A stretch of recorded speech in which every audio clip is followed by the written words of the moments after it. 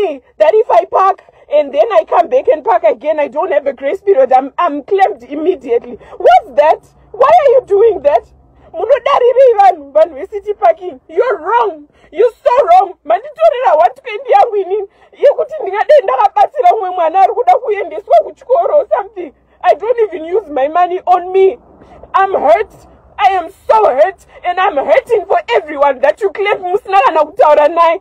Ndoshandira kupi? Munotonge munoshanda nevanhu vasingagare munyika yamunogara. Pamwe kufamba nemota, you think my life is better off than yours. I have $10 fuel in the car. Handina kutengesa makeke $10 is because I don't have money.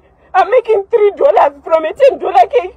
Kana vakamweri kana vaisa chisimbi ichochocho vaisa ticket hauna kana kunzi you can negotiate nothing. You can't.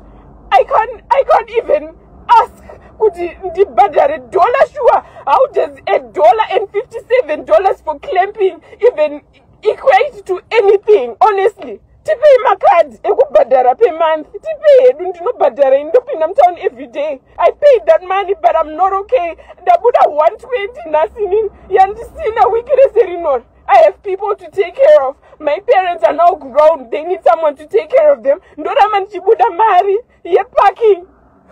How?